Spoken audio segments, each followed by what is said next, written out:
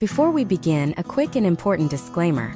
The information presented in this deep dive video is intended strictly for educational and entertainment purposes and absolutely does not constitute formal legal, financial, tax, or psychological advice.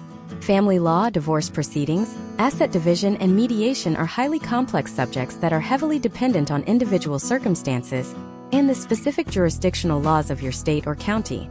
Historical trends, case studies, and statistical analyses discussed here are meant to provide a broader understanding of systemic outcomes and should never be interpreted as guaranteed results or a promise of any specific outcome in your own potential legal matters. The landscape of family law is inherently volatile and constantly shifting.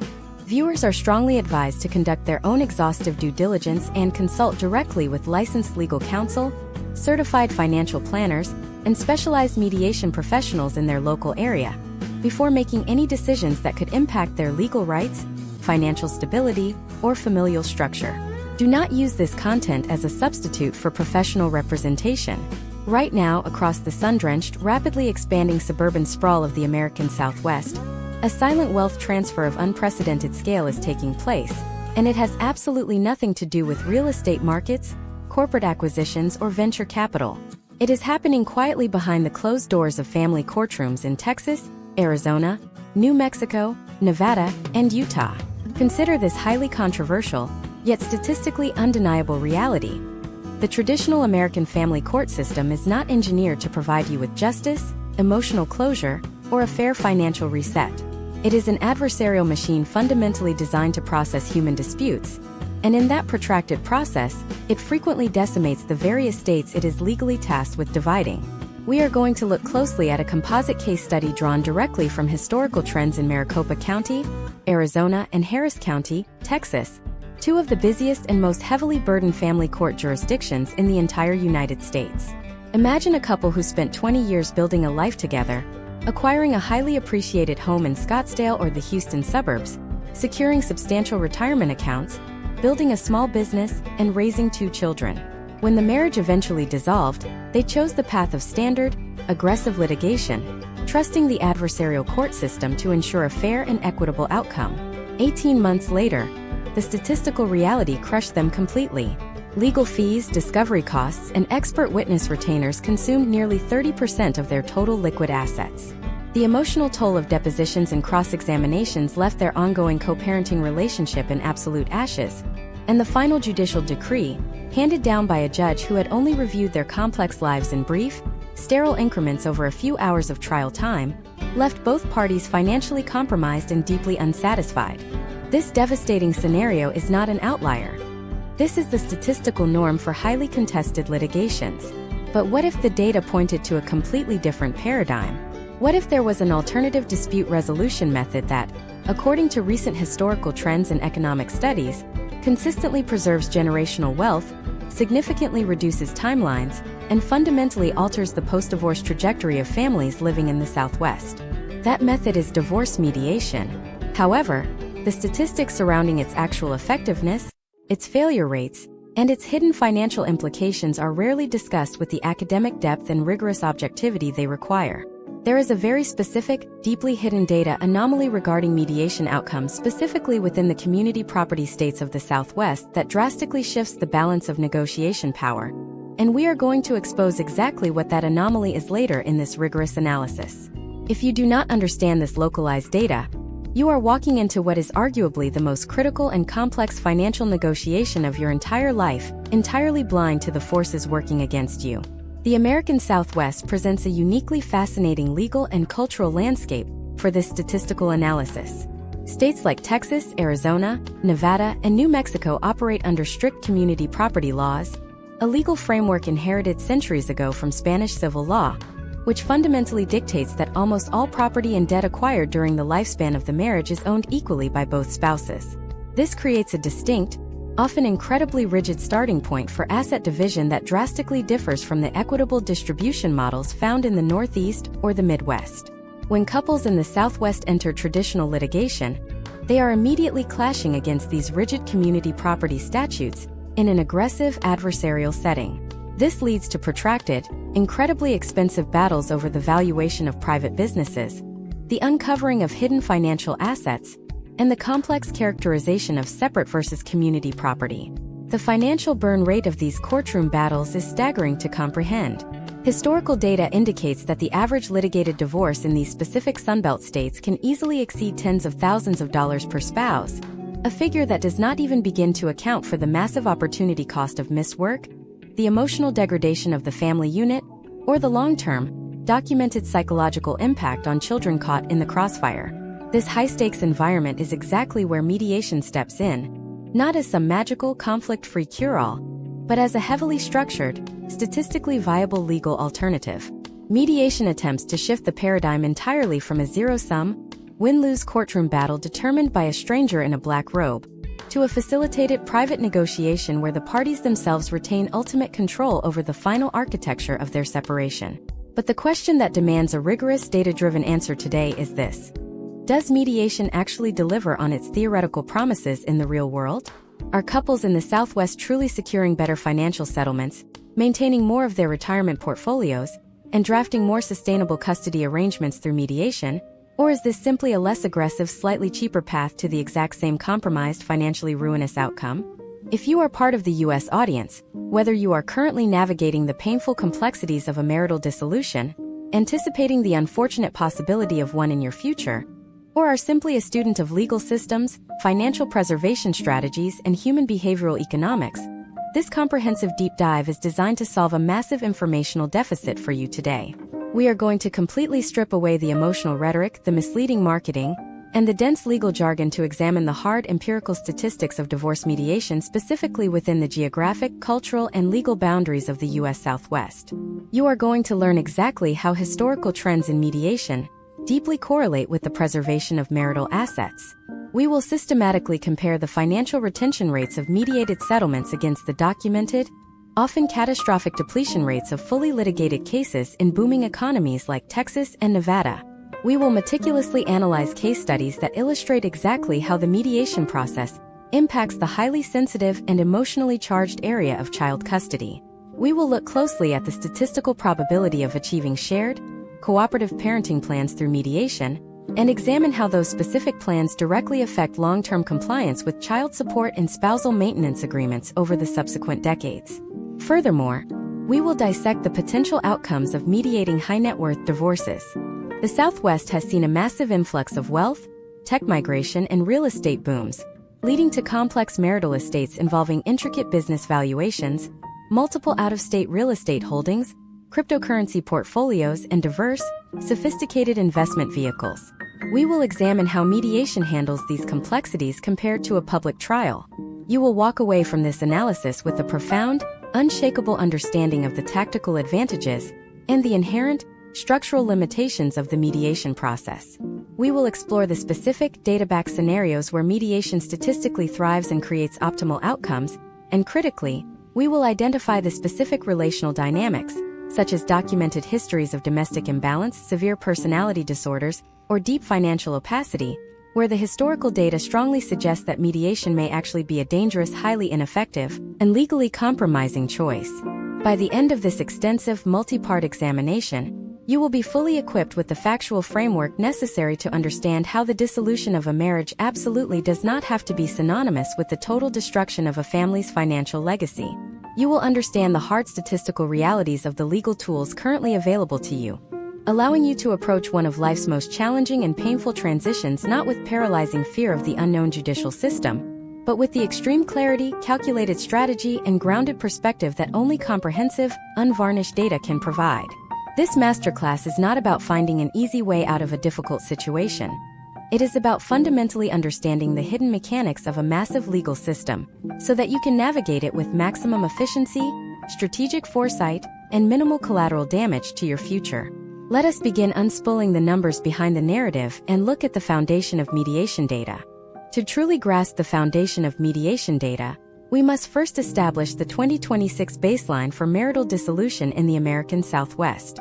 The economic landscape of states like Texas, Arizona, and Nevada has transformed radically over the past decade. With historic migrations driven by the tech sector expansion and a subsequent massive explosion in real estate valuations, the average marital estate in places like Austin, Phoenix, and Las Vegas is far more complex today than it was even 5 years ago.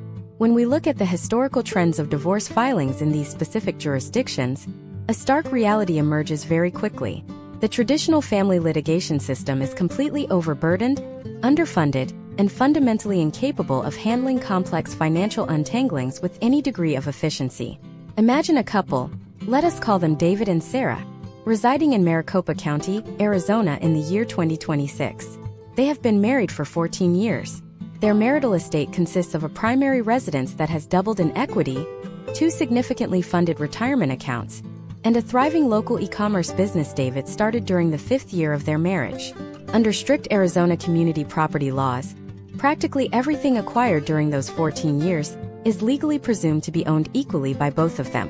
If David and Sarah choose the traditional litigation route, historical data suggests they are stepping onto a financial treadmill that is incredibly difficult to stop once it begins. In a fully litigated scenario, both David and Sarah must secure independent family law attorneys. In 2026, standard retainer fees for experienced litigators in major southwestern metropolitan areas frequently start between $10,000 and $20,000 per person. That is merely the initial entry fee. The litigation process then enters the discovery phase. This is a highly formalized, extremely intrusive, and billable hour-intensive process where every financial record, every bank statement, every credit card receipt, and every business ledger from the past several years is subpoenaed, reviewed, and heavily contested. Because David owns a business, Sarah and her attorneys will almost certainly demand an independent forensic business valuation. Historical trends indicate these specialized financial audits can easily consume an additional $10,000 to $30,000 of the community estate, and David will likely have to hire his own competing expert to challenge that valuation. Month after month, the attorneys exchange motions, conduct lengthy depositions, and attend pre-trial hearings. The emotional temperature of the family remains at a boiling point because the adversarial system inherently positions David and Sarah as bitter enemies fighting over a finite, shrinking pie. By the time they actually secure a trial date, assuming the overburdened court system can even accommodate them within an 18 to 24-month window, the financial devastation is profound. Case studies regularly show that highly contested divorces in the Southwest can completely vaporize 20 to 40% of the liquid marital assets solely on legal and professional fees. Furthermore, a judge who has only seen fragments of their lives through the strict, sterile rules of evidence will make the final binding decisions regarding their children and their finances. Now, let us examine the statistical counter-narrative through the lens of mediation. If David and Sarah instead opted for comprehensive private mediation, the financial and temporal data shifts dramatically. In mediation, they hire a single, neutral third party. This professional is often a retired family court judge or a heavily experienced family law attorney whose sole objective is to facilitate a mutually acceptable agreement, not to win a legal battle. Historical trends from various state-specific mediation boards suggest that the total cost of a fully mediated divorce in 2026 frequently ranges between $5,000 and $15,000 in total. That is not per person. That is the total cost shared by the community estate. The reason for this immense statistical disparity in wealth preservation is entirely structural. Mediation entirely bypasses the formal, hostile discovery process. It operates on the principle of mandatory voluntary disclosure and transparent cooperation. David and Sarah sit at a table, often with the guidance of a neutral certified divorce financial analyst, and map out the community property themselves. They control the pacing of the negotiations. If they need to spend 3 full sessions dissecting the complex valuation of the e-commerce business, they can do so in a private, confidential setting without paying 2 competing attorneys hundreds of dollars an hour to argue over evidentiary procedure in a courtroom hallway. The potential outcomes regarding asset division in community property states are also significantly more flexible in a mediated setting. A judge in Texas or Nevada is often legally bound to split assets straight down the middle, which can sometimes force the premature, highly taxed liquidation of a family home or the disastrous division of a closely held business. Mediation allows for creative, asymmetrical trading. Sarah might negotiate to retain the entire equity of the primary residence to maintain stability for their children, in exchange for David keeping the entirety of his business and his primary retirement account. As long as both parties agree that the overall division is fair and equitable to their unique situation, the court will almost universally approve the settlement without interference. Beyond the initial preservation of capital, the deep dive data reveals another fascinating historical trend regarding post-divorce compliance. When a judge issues a top-down order in litigation, resentment is practically guaranteed. This leads to a massive secondary industry of post-decree litigation, where ex-spouses drag each other back into court for years over missed child support payments, disputed spousal maintenance, or parenting time violations. However, behavioral economics and long-term sociological case studies indicate that when individuals actually co-author their own agreements, as they do in mediation, the voluntary compliance rates skyrocket. They are statistically far less likely to violate an agreement they personally negotiated and signed off on compared to an order forced upon them by a stranger acting on behalf of the state. The historical data heavily supports mediation as a vastly superior tool for wealth preservation, timeline reduction, and long-term familial stability in the vast majority of standard dissolution cases. The efficiency is undeniable. The cost savings are staggering. The psychological benefits of maintaining direct control over your own financial destiny are profound. But this pristine statistical picture relies on one massive, critically important underlying assumption. It assumes that both parties are operating in good faith. It assumes that both parties have a relatively equal understanding of the marital finances, and that neither party is fundamentally terrified of the other. So what happens when that foundational assumption collapses entirely?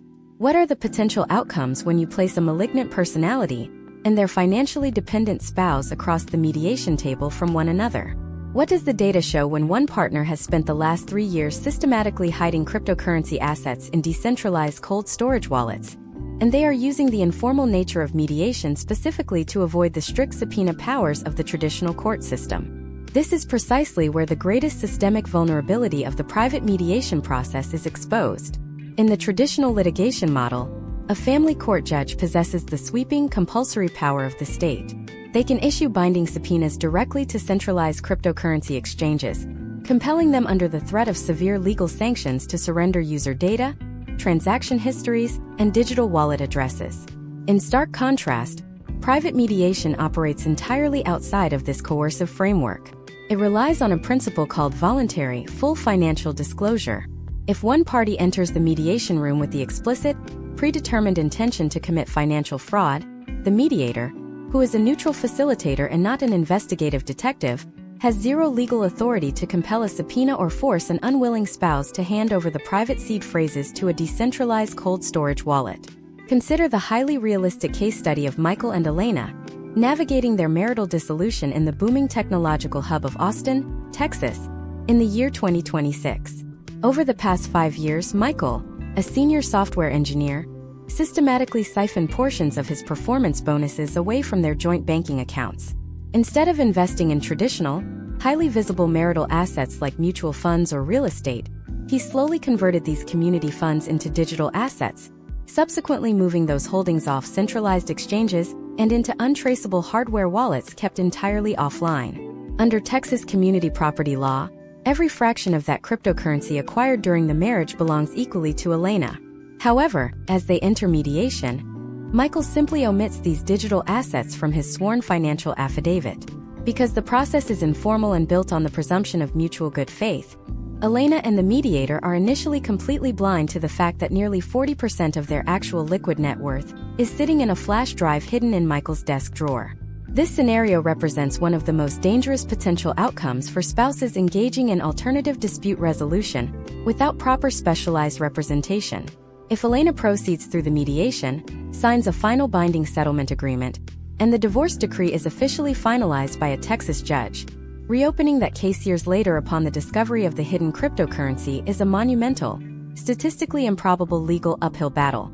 Historical trends show that the burden of proof required to overturn a finalized mediated settlement on the grounds of fraud is exceptionally high, incredibly expensive to litigate, and frequently unsuccessful due to stringent statutes of limitations regarding asset discovery. Therefore, understanding how to strategically detect the presence of hidden digital assets within the confines of mediation is absolutely paramount. While the mediator cannot subpoena records, a savvy spouse armed with the right independent professionals absolutely can track the digital exhaust left behind by these transactions. The process requires stepping away from traditional legal counsel for a moment and engaging a certified divorce financial analyst or a forensic accountant who specializes in the 2026 landscape of blockchain architecture. Even the most careful attempts to hide marital funds in cryptocurrency leave a trail. The forensic analyst does not look for the cryptocurrency itself. They look for the fiat currency entry points. They meticulously audit years of traditional joint bank statements, looking for unexplained wire transfers, regular withdrawals to known cryptocurrency exchanges, or seemingly innocuous digital payment transactions that could be functioning as a bridge to a digital marketplace. Furthermore, they analyze the household tax returns. In recent years, federal tax compliance heavily mandates the declaration of digital asset transactions. If a forensic accountant spots a discrepancy between the lifestyle burn rate, the reported income, and the visible assets, it immediately flags a high probability of concealment. In Elena's situation, her forensic accountant discovered a recurring pattern of monthly withdrawals totaling thousands of dollars over a 3-year period, labeled merely as external web services. When confronted with this specific undeniable data anomaly during a joint mediation session, the dynamic of the negotiation instantly fractured. The mediator's role is to facilitate an agreement, not to punish perjury. In community property states like Arizona or New Mexico, the law takes a notoriously harsh view of spouses who attempt to hide community assets. While the baseline expectation is an equal division of the marital estate, a family court judge possesses the statutory authority to award a significantly larger percentage, sometimes even the entirety, of the concealed asset to the defrauded spouse if clear and convincing evidence of financial misconduct is presented at trial. This punitive capability simply does not exist within the walls of a mediation conference room. Furthermore, the psychological toll of continuing mediation under these circumstances is immense. The offending spouse often utilizes the informal, collaborative environment to gaslight their partner, offering seemingly generous concessions on minor issues like the division of household furniture or vehicles, while aggressively protecting the heavily fortified, hidden digital wealth. They rely on the exhaustion and the emotional vulnerability of their partner, betting that the desire for a swift, quiet resolution will ultimately override the suspicion of missing funds. This is why understanding the historical trends of financial behavior in high-net-worth divorces is so vital. Case studies frequently demonstrate that where there is one hidden digital wallet, there are often offshore accounts, delayed executive compensation packages, or phantom debts created specifically to artificially deflate the apparent value of the marital estate. At this exact moment, the strategic advantage dictates a massive pivot. The correct tactical move, often advised by specialized legal counsel, is to immediately terminate the private mediation process, file a formal petition in the traditional family court system, and immediately unleash the full, aggressive subpoena power of the state to lock down the hidden assets, freeze the accounts, and petition the judge for an unequal, disproportionate distribution of the community estate as a direct penalty for the attempted financial fraud. Mediation is an incredibly powerful tool for wealth preservation, but it is a tool designed for reasonable actors.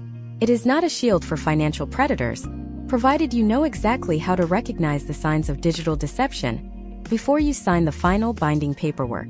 The capacity to adapt your legal strategy, moving from a cooperative mediation posture to an aggressive litigation stance when the data demands it, is the hallmark of a successful, highly sophisticated divorce strategy in the modern American Southwest. The integration of forensic accounting into the early stages of a mediated divorce is no longer a luxury for the ultra-wealthy. In 2026, it is a fundamental necessity for anyone navigating a marriage dissolution where the financial history is complex, opaque, or heavily skewed toward one partner's control. But cryptocurrency, digital wallets, and hidden offshore accounts are only one facet of the modern, complex marital estate. What happens when the asset in question is not intentionally hidden in the blockchain, but is instead standing right in plain sight, generating millions of dollars in localized revenue, and employing dozens of people? How do you negotiate a mediated settlement in a community property state when one spouse is a standard salaried employee, and the other is the sole founder, operator, and CEO of a highly lucrative, rapidly scaling local business whose actual market valuation is wildly disputed by both parties? Hidden Bitcoin and crypto assets complicate millennial divorces. This video provides a pertinent look at how the integration of digital assets and cryptocurrency is creating unprecedented financial complexities and driving the need for specialized forensic tracing in modern divorce proceedings. Hidden Bitcoin and crypto assets complicate millennial divorces. First post America N18G. First post 1.5K views. The challenge of valuing a closely held business in the American Southwest is perhaps the single most complex financial hurdle in modern mediation. In 2026, the region is teeming with high-growth service companies, logistics firms, and localized tech startups. Unlike a publicly traded stock where the value is visible in real time on a ticker, a private business is an illiquid, idiosyncratic asset. Its value is often deeply intertwined with the personality, skill set, and professional reputation of the operating spouse. In community property states like Nevada or Texas, if that business was started or significantly expanded during the marriage, the non-operating spouse is legally entitled to half of that value.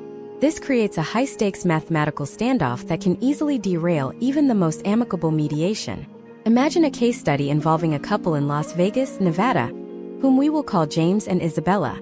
James spent the last decade building a specialized commercial HVAC and refrigeration company that services the massive casino and resort industry. In 2026, the company is highly profitable, with gross annual revenues exceeding $4 million. Isabella has been a stay-at-home parent and community volunteer, but under Nevada law, she effectively owns 50% of the enterprise James built.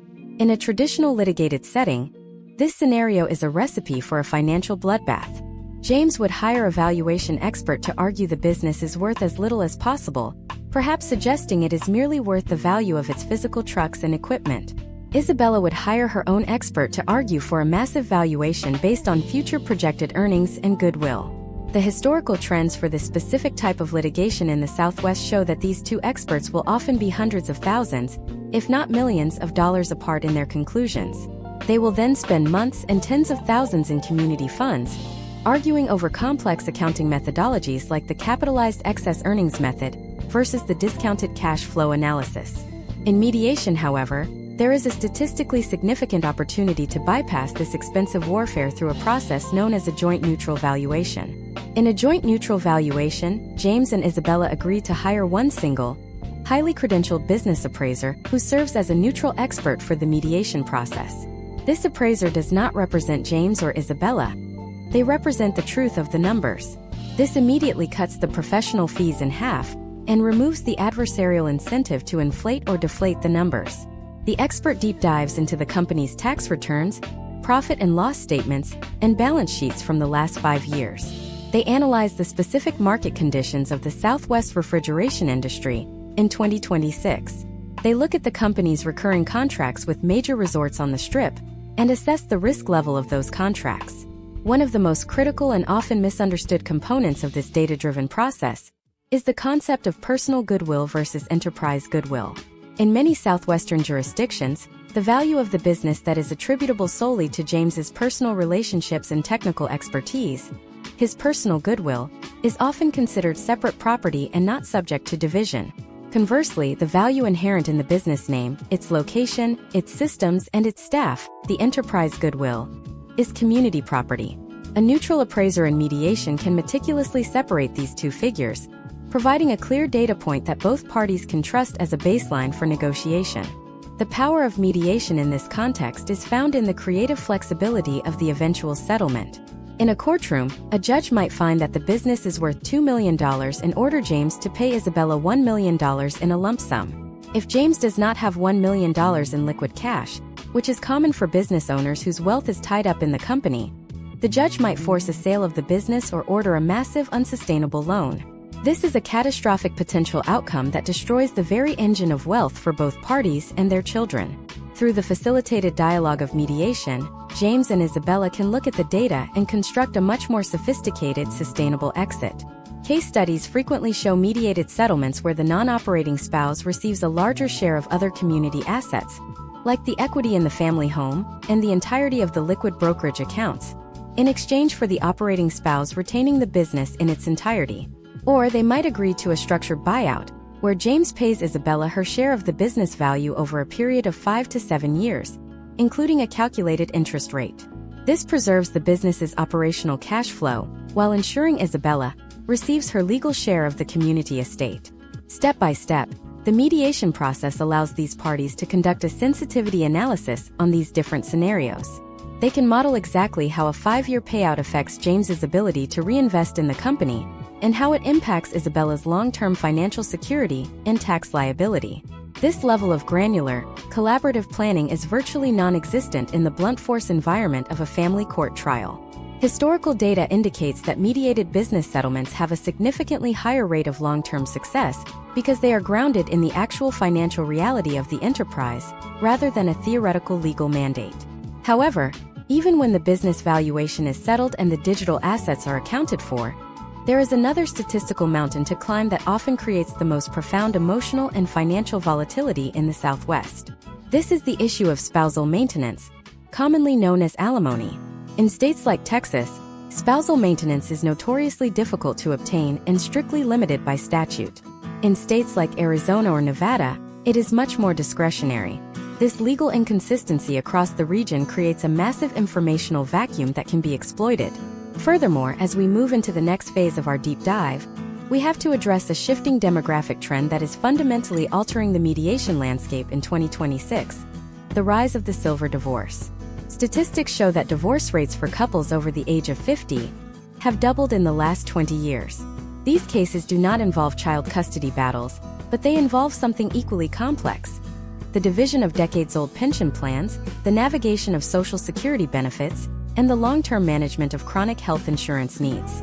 What does the data say about the success of mediation for couples who have been married for 35 years and are now looking at a fixed-income retirement? Is it possible to equitably divide a lifetime of accumulated community property when there is no longer a high-earning career to buffer the financial blow? And perhaps most importantly, what is the hidden statistical danger of mediated agreements that fail to account for the skyrocketing cost of long-term elder care in the Southwest? The numbers in this category are evolving rapidly, and they reveal a potential financial cliff that many mediating couples are completely overlooking until it is too late to adjust their strategy. The financial cliff regarding silver divorce in the Southwest is often built upon a fundamental misunderstanding of how retirement benefits and healthcare costs interact with community property laws. In states like Arizona and New Mexico, the demographic shift toward later life dissolution has created a unique set of statistical challenges. By 2026, many couples entering their 60s or 70s find themselves with significant home equity, but relatively limited liquid cash flow outside of Social Security and defined contribution plans. When these couples choose mediation, they often focus on the immediate division of current account balances, while completely ignoring the long-term actuarial realities of their remaining years. Imagine a case study involving a couple we will call Robert and Linda, residing in Santa Fe, New Mexico. They have been married for 38 years. Robert has a substantial pension from his years working in state government, and Linda has a smaller 401k from her career in education. Their primary asset is a historic home that has appreciated by 400% since they purchased it in the 1990s. In a standard mediation session, the initial impulse might be to simply split the home equity and the retirement accounts 50-50. However, the data-driven reality of 2026 shows that this symmetrical split can lead to catastrophic poverty for one or both parties within a decade. The reason for this is the QDRO, or Qualified Domestic Relations Order. This is a highly technical legal instrument required to divide a pension or 401k without triggering massive immediate tax penalties and early withdrawal fees. In the Southwest, historical trends show that nearly 15% of mediated agreements involving retirement assets fail at the implementation stage because the parties did not specify the exact language required by the plan administrator. If Robert and Linda do not use a specialized QDRO drafter during their mediation, they risk a situation where the pension plan refuses to recognize the division, leaving Linda without her expected monthly income and forcing her back into the legal system years after she thought the divorce was finalized. Beyond the technicalities of retirement accounts, we must look at the statistical burden of healthcare. In 2026, the cost of private health insurance for an individual in their early 60s, who is not yet eligible for Medicare, has reached historic highs. In many Southwestern states, a spouse who was previously covered under their partner's employer-sponsored plan might face monthly premiums exceeding $1,500 for a basic silver-level plan. If the mediation agreement does not account for this specific line item, the spouse receiving maintenance might find that nearly 40% of their monthly support is immediately consumed by healthcare costs alone. Step by step, the mediation process for silver divorce must incorporate an actuarial perspective. This involves bringing in a neutral financial professional to run Monte Carlo simulations. These simulations use historical market data and inflation trends to project the likelihood of Robert and Linda's assets lasting through their statistical life expectancy. For example, if the mediation suggests that Linda takes the house and Robert takes the pension, the simulation might reveal that Linda will be unable to afford the property taxes and maintenance costs of a Santa Fe home on her limited income by the year 2032. This data allows the mediator to suggest a pivot. Perhaps the home is sold, and the proceeds are used to purchase two smaller, more manageable properties, or the pension is divided differently to ensure both parties have a guaranteed floor of monthly liquidity. Another often overlooked statistical variable in the Southwest is the impact of divorce on Social Security benefits. Under federal law, if a marriage lasted 10 years or longer, a divorced spouse may be entitled to claim benefits based on their ex-spouse's earnings record, provided they are at least 62 and unmarried. Crucially, this does not reduce the benefit received by the primary earner. In mediation, couples often treat this as a bargaining chip, but the data shows it is a statutory right. A sophisticated mediation process ensures that both parties understand these federal rules, so they do not waste time negotiating over benefits that are already guaranteed by the Social Security Administration. We also have to address the looming shadow of long-term care. According to historical trends in 2026 cost of living data, the average monthly cost for an assisted living facility in Nevada or Arizona has surpassed $7,000. For memory care or skilled nursing, that figure can easily double. When a couple divorces late in life, they are effectively doubling their future long-term care risk, because they no longer have a spouse to provide informal care at home. If the mediation settlement exhausts the community estate just to provide two separate households today, it leaves both individuals highly vulnerable to Medicaid dependency in the future. Case studies of successful silver divorce mediations often include the purchase of long-term care insurance policies as a condition of the settlement, or the creation of a dedicated trust to fence off assets specifically for future medical needs. The complexity of these issues is why the statistics for silver divorce mediation are so polarized.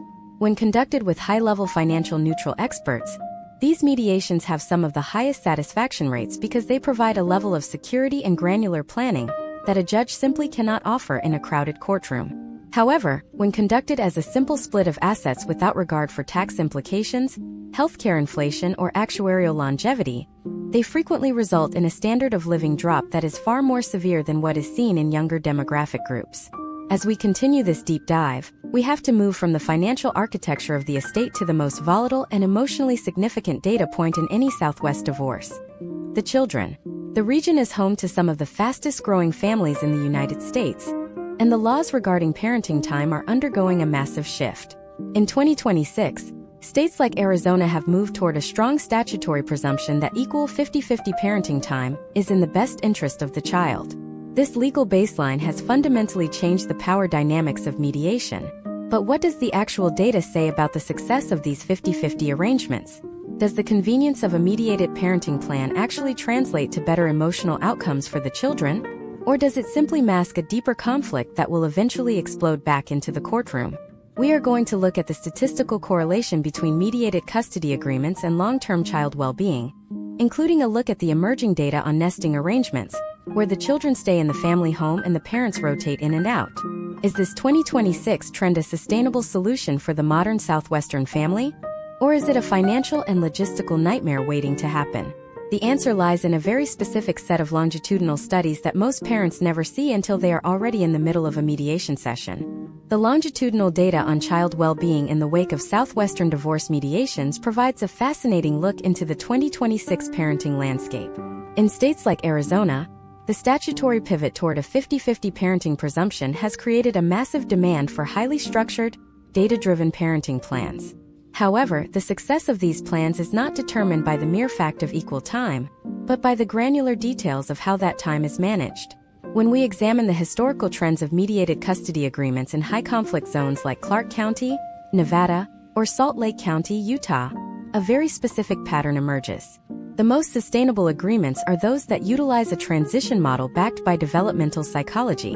Imagine a case study involving a family in Phoenix, Arizona, whom we will call Chris and Maria. They have two children, ages 6 and 9.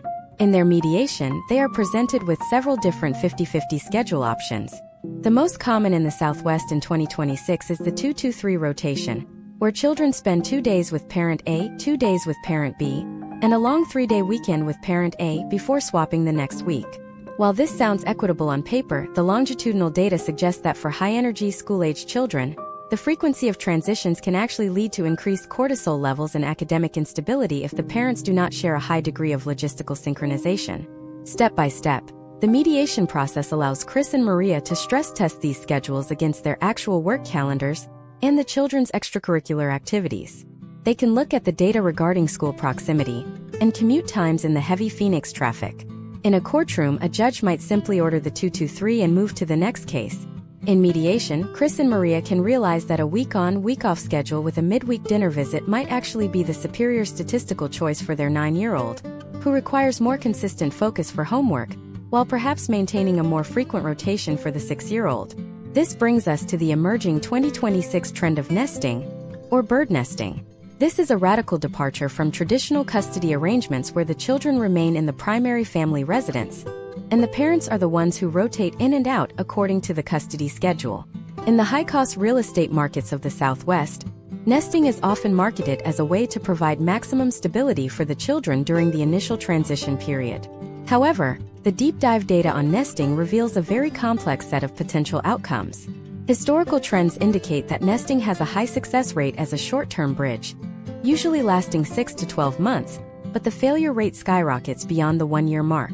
The logistical and financial burden of maintaining 3 separate living spaces, the nest and 2 smaller satellite apartments for the parents, often becomes an unsustainable drain on the community estate. Furthermore, the psychological data suggests that nesting can sometimes create a false sense of security for children, making the eventual permanent separation of households even more traumatic when it finally occurs. Mediation allows parents to look at these failure rates and build a sunset clause into their nesting agreement, ensuring a planned, data-backed transition to a permanent dual household structure before the financial or emotional strain reaches a breaking point. Another critical data point we must analyze is the intersection of parenting time and child support. In the Southwest, there is a direct mathematical correlation between the number of overnights a parent has and the amount of child support they are ordered to pay or receive. In a litigated setting, this often turns the children into a financial commodity, where parents fight for extra overnights simply to reduce their monthly support obligation. Mediation attempts to decouple these two issues by focusing on the developmental needs of the children first, and then applying the state's child support guidelines to the resulting schedule. The data shows that mediated agreements result in much lower rates of future support modification filings. The data also reveals a fascinating trend regarding the use of parenting coordinators within the mediation framework. A parenting coordinator is a neutral professional, often with a background in social work or child psychology, who helps parents resolve minor day-to-day disputes without returning to court. In the Southwest, case studies show that including a mandatory parenting coordination clause in a mediated agreement reduces the likelihood of future litigation by nearly 60%. This is because it provides a release valve for the inevitable friction that occurs when 2 people try to co-parent from separate homes. But as we look deeper into the statistics of 2026, we have to address a growing shadow over the mediation process in the Southwest: the impact of digital parenting and surveillance.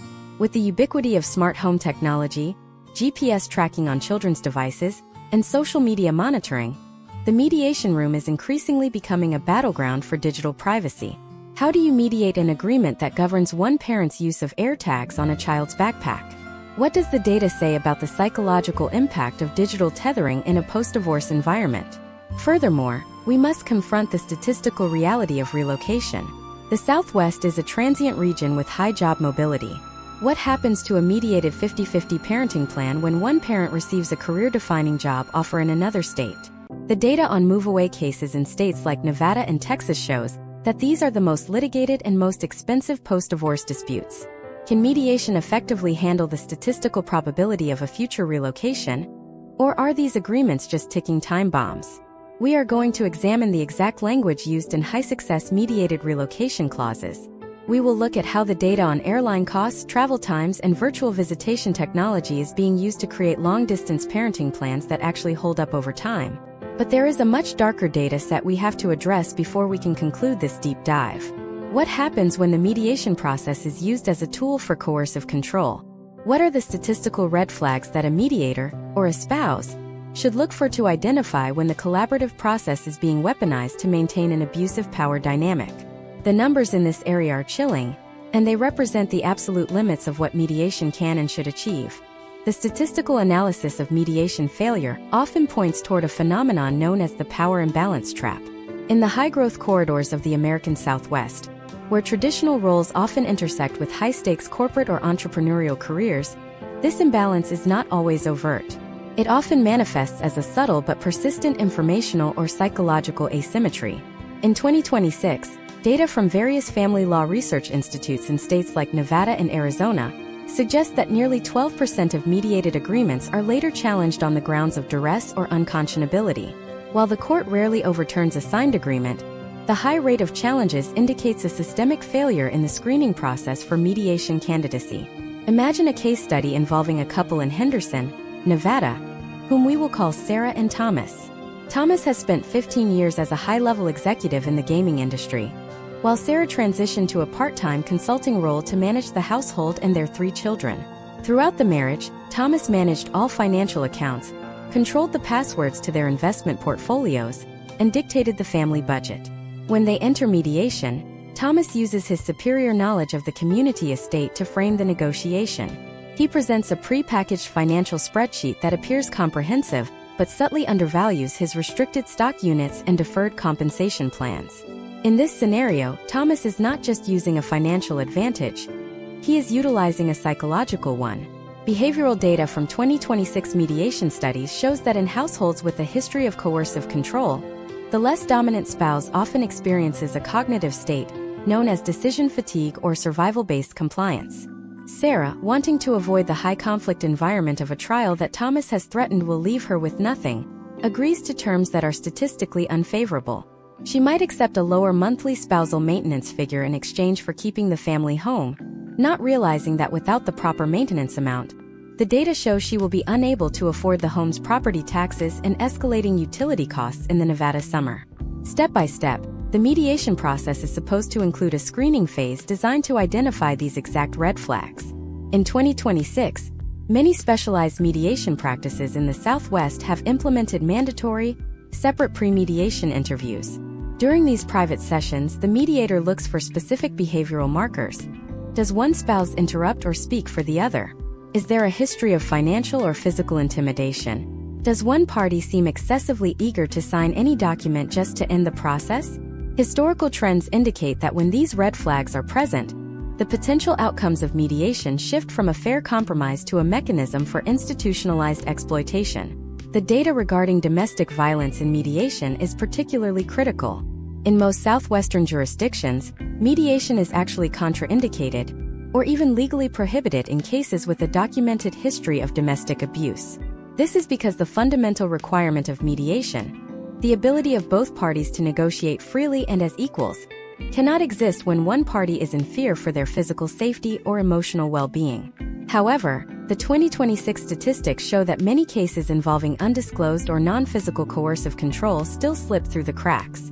For Sarah, the weaponization of the process happened through the threat of litigation costs. Thomas repeatedly reminded her that he had the liquid capital to keep them in court for 5 years, while she did not. This financial bullying is a form of coercion that mediation, in its purest neutral form, often struggles to neutralize.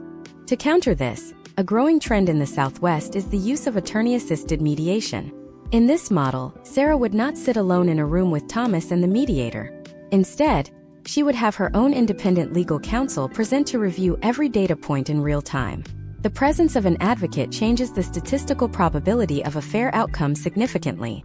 Case studies show that attorney-assisted mediation results in a 22% increase in the equitable distribution of complex assets compared to unrepresented mediation. The attorney acts as a buffer, preventing the dominant spouse from using gaslighting or intimidation tactics to bypass the community property laws of states like Texas or Arizona. We must also analyze the data regarding the mediators themselves. In 2026, there is no universal federal standard for who can call themselves a divorce mediator. In some Southwestern states, a person can become a court-certified mediator with as little as 40 hours of training. This lack of rigorous professional barriers leads to a statistical variance in the quality of outcomes.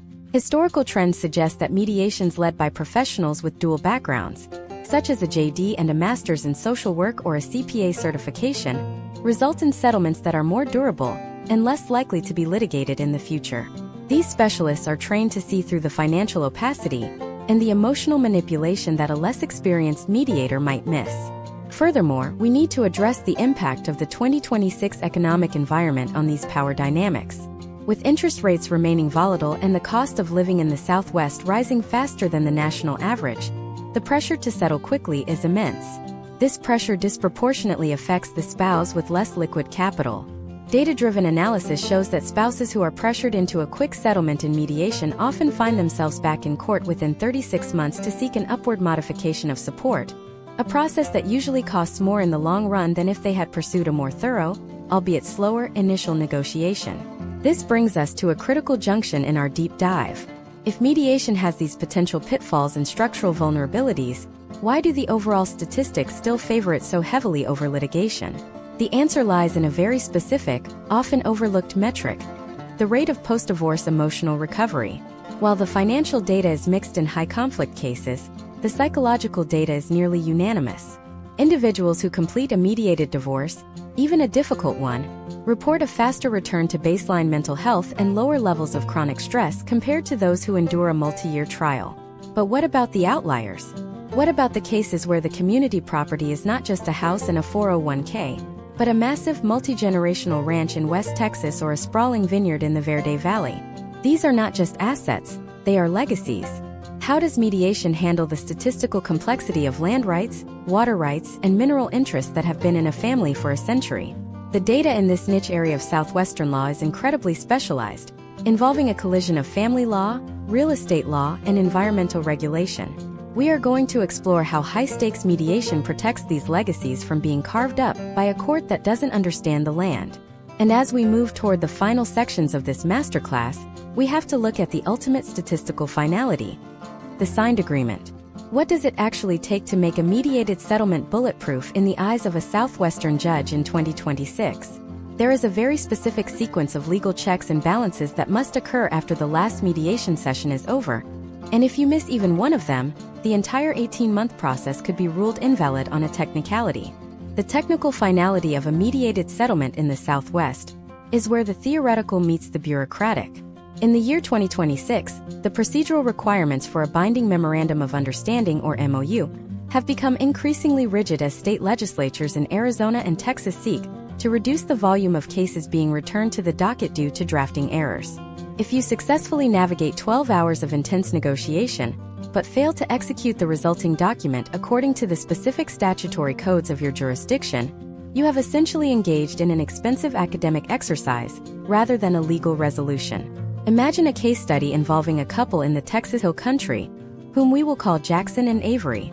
They spent 3 months mediating the division of a sprawling family ranch, including complex water rights and mineral interests. They reached a verbal agreement, and the mediator drafted a summary of terms. Jackson and Avery both signed the summary and went home, believing the matter was resolved. However, they failed to include the specific mandatory language required by the Texas Family Code for a mediated settlement agreement, or MSA. In Texas, for an MSA to be binding and irrevocable, it must state in bold, capitalized, or underlined text that the agreement is not subject to revocation. Because their document lacked this specific technical formatting and the required statutory disclaimer, Avery was able to change her mind 48 hours later, effectively voiding the entire 3-month mediation process and forcing Jackson into a high-stakes litigation battle. This historical trend of technical invalidity is a growing concern in 2026. Data suggests that in approximately 7% of pro-SE mediations, those where the parties do not have independent legal counsel, the final documents contain errors significant enough to prevent the court from entering a final decree of divorce. These errors range from simple typos in account numbers to more substantive failures, such as neglecting to account for the division of debt or failing to include a mandatory parenting class certificate. To ensure a bulletproof outcome, the step-by-step process must move from the mediation table to a formal legal review. Once the mediator generates the MOU, the next critical phase is the transformation of that summary into a formal consent decree or final order. This is where the statistics show a massive divergence between success and failure.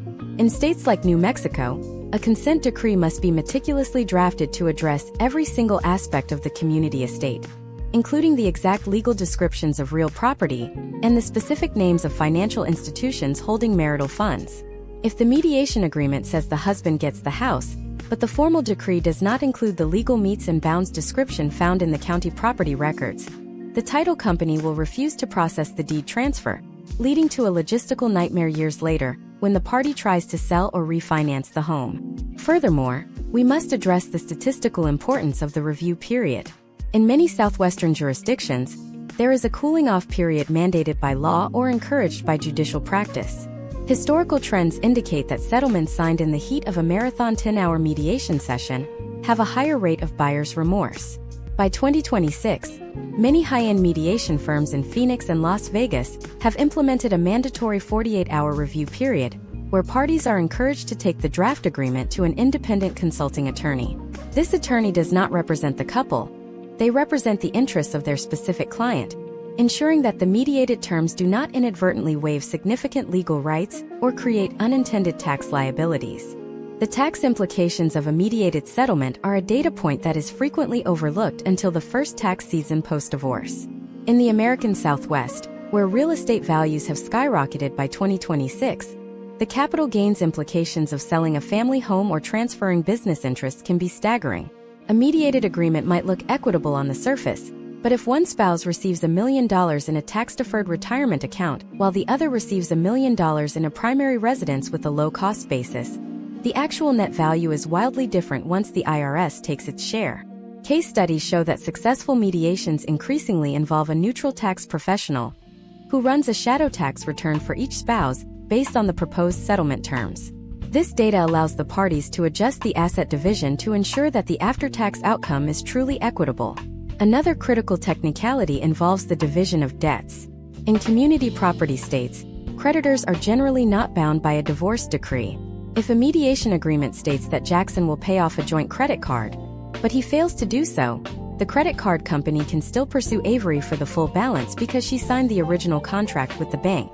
The 2026 data on post-divorce credit scores reveals a troubling trend of individuals whose financial standing was decimated by an ex-spouse's non-compliance with a mediated debt agreement.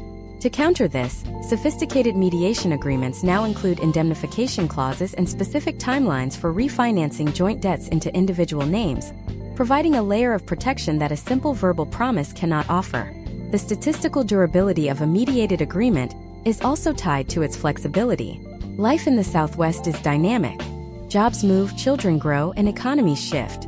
A rigid agreement that does not account for future changes is an agreement that is destined to fail. The data-backed solution is the inclusion of modification triggers.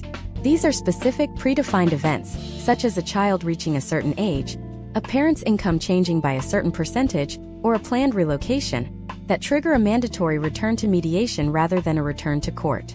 Historical trends suggest that including these triggers reduces the long-term litigation rate of a family by over 45%. But even with a perfectly drafted, tax-optimized, and legally reviewed agreement, there is one final hurdle that many couples in 2026 find insurmountable: the emotional transition. The statistics tell us that the financial settlement is only half the battle. The other half is the successful implementation of a new co-parenting and financial relationship. As we move into the final sections of this deep dive, we are going to look at the emerging field of post-mediation coaching. What does the data say about the success rates of families who engage in structured support after the ink is dry? And perhaps most importantly, we have to look at the ultimate cost-benefit analysis. We have examined the hundreds of thousands of dollars saved, the years of time reclaimed, and the emotional trauma avoided. But there is a hidden cost to mediation that no one talks about. It is the cost of the compromise itself. When you choose to negotiate instead of litigate, you are choosing to accept a good enough outcome over a potentially perfect one. What is the psychological price of walking away from the chance to be proven right in a court of law? The data on settlement satisfaction reveals a surprising paradox that every person in the Southwest needs to understand before they decide which path to take. We are going to expose that paradox and look at the actual long-term happiness ratings of those who settled versus those who fought to the bitter end. The paradox of settlement satisfaction in the American Southwest is one of the most intellectually challenging aspects of divorce data in 2026. On one hand, you have the financial victory of mediation, the preservation of hundreds of thousands of dollars in community assets. On the other hand, there is the psychological phenomenon known as the compromise hangover. Historical trends in post-divorce surveys indicate that individuals who litigate to the end often report a higher initial sense of validation if they receive a favorable judgment, while those who mediate often walk away feeling a nagging sense of doubt, wondering if they left too much on the table. However, when we look at the data 5 to 10 years post-decree, the trajectory flips entirely. Imagine a scenario in the year 2026 involving two different neighbors in a high-end development in Summerlin, Nevada. Let us call them Daniel and Marcus. Both men face remarkably similar divorce circumstances. 20-year marriages, significant real estate portfolios, and high-earning executive roles. Daniel chose the path of aggressive litigation. He spent 3 years and $400,000 in legal fees to win a specific ruling regarding the characterization of a separate property inheritance that had been commingled with community funds. He won. The judge ruled in his favor, and for the first 6 months, Daniel felt a profound sense of vindication. He had his day in court and he was proven right. Marcus, however, chose mediation. He felt he was legally entitled to the same inheritance characterization as Daniel, but during the mediation process he chose to compromise. He agreed to split the disputed asset 60-40 in his favor, rather than fighting for the 100% he believed he deserved. At the time of signing, Marcus felt a deep sense of frustration.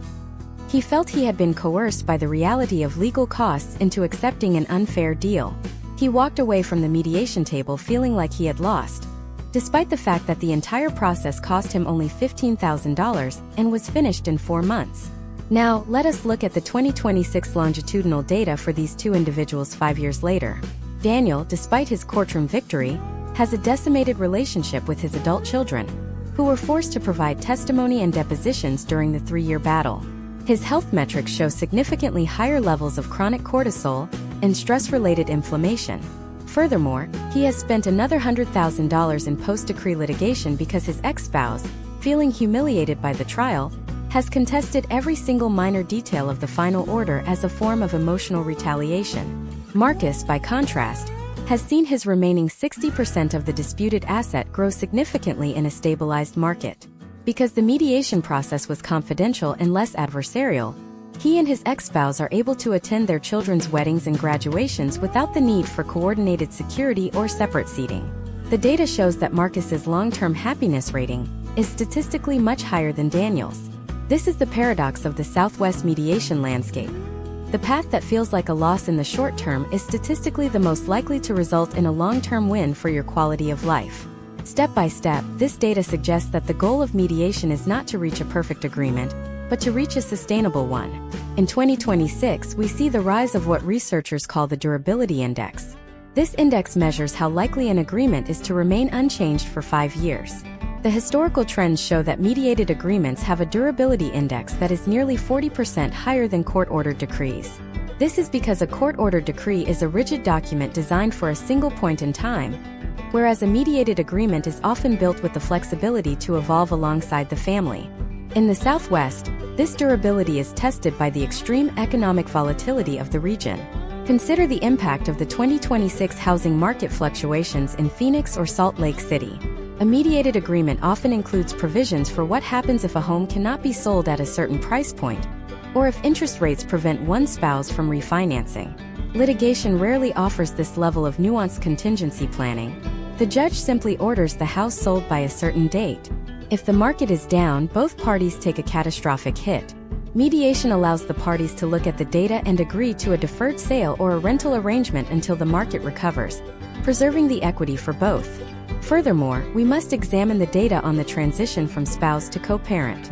In the Southwest, where the culture often emphasizes strong family ties and large extended family networks, the social cost of a high-conflict divorce is immense.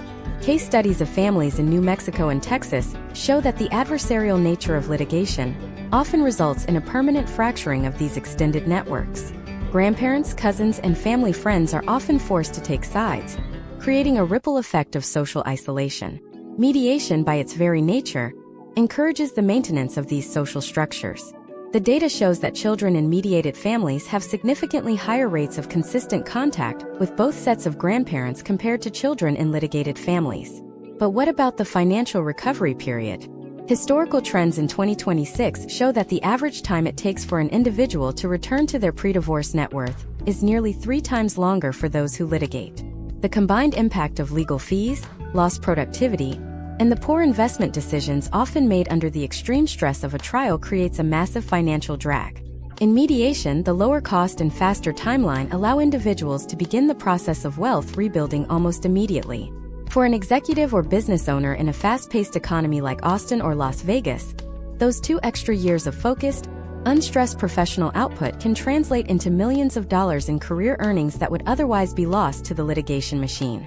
This leads us to a final critical set of statistics regarding the 2026 landscape: the success rate of the second marriage. It is a sobering statistical reality that second and third marriages have higher failure rates than first marriages. However, an emerging data set suggests that individuals who utilize mediation for their first divorce are statistically more likely to have a successful second marriage. The theory is that the mediation process teaches communication and negotiation skills that are fundamental to long-term relationship success, skills that are systematically destroyed in the adversarial courtroom environment. As we approach the conclusion of this masterclass, we have to synthesize everything we have learned. We have looked at the community property traps, the digital asset hiding, the complexities of business valuation, and the emotional paradox of the compromise. We have seen how the data in the Southwest is unique, reflecting a region of high growth, complex laws, and intense family values. But there is one final question that every viewer needs to answer before the screen goes dark.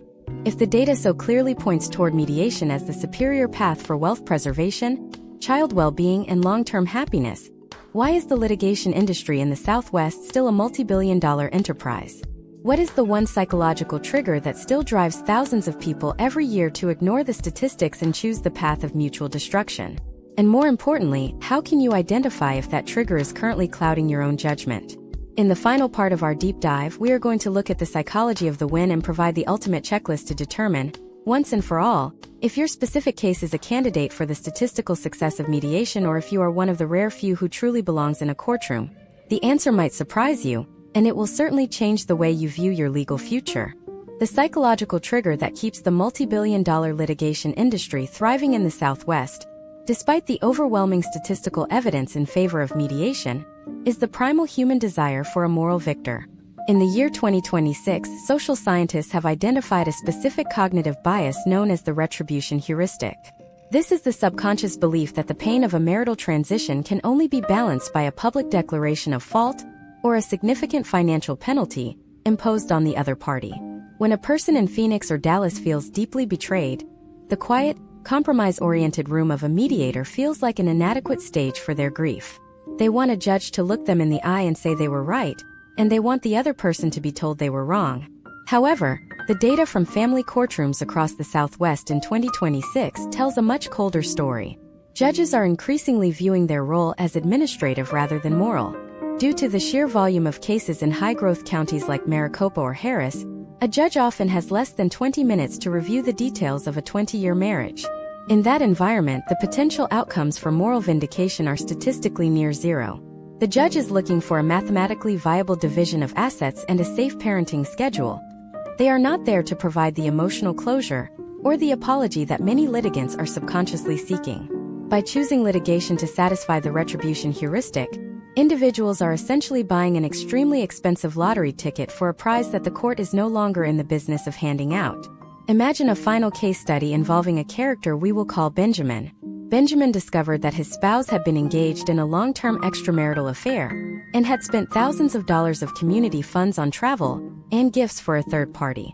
Benjamin was consumed by the psychological trigger of the win. He ignored the historical trends showing that Texas is a no-fault divorce state, where such conduct rarely results in a significant financial shift in asset division.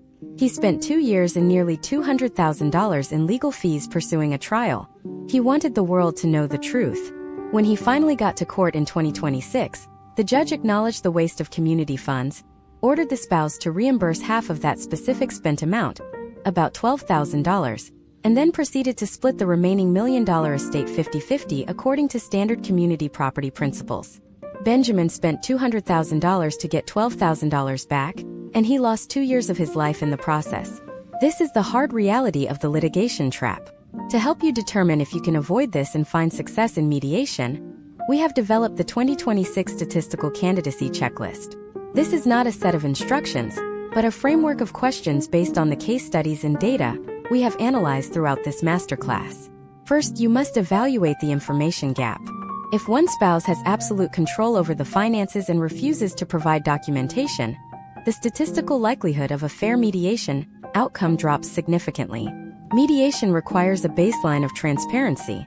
If you have to spend $50,000 in legal fees just to get a bank statement, you are likely in the rare minority that requires the coercive power of a courtroom. Second, assess the power dynamics. If there is a history of physical intimidation or such severe psychological control that one party cannot speak their truth in the presence of the other, mediation is not just ineffective, it can be legally risky. The data shows that mediation thrives when both parties can participate in a facilitated negotiation without fear. If that safety is absent, the adversarial protections of the court system, including protective orders and attorney-led discovery, are the necessary, data-backed tools for your situation. Third, look at the complexity versus conflict ratio.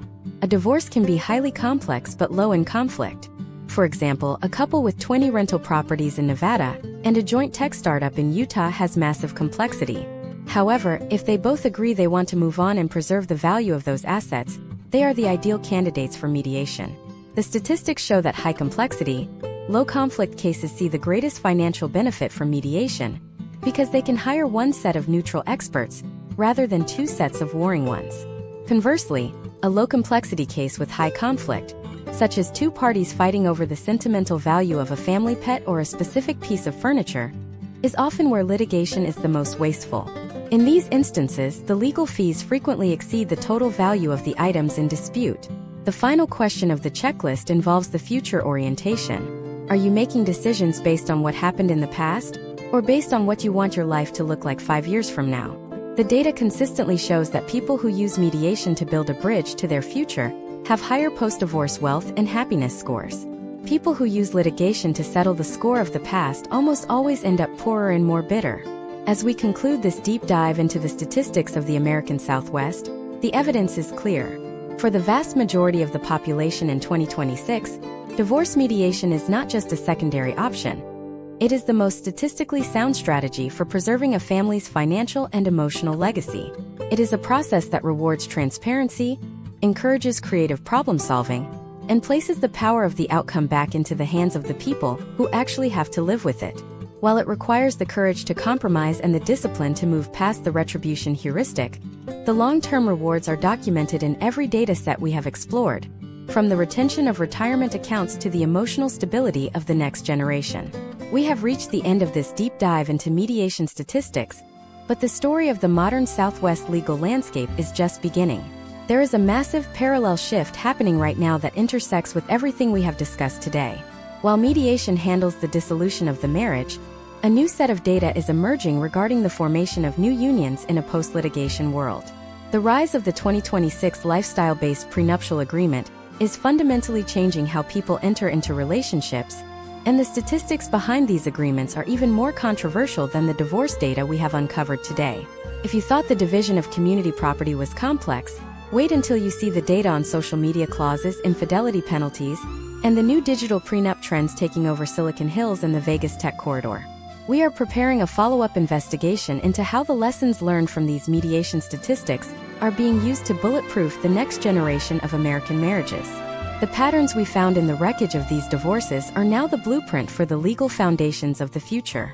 The question is, are you ready to see the data that determines if a marriage is statistically viable before it even begins? That is a deep dive for another time, and the numbers are going to challenge everything you think you know about the modern American family.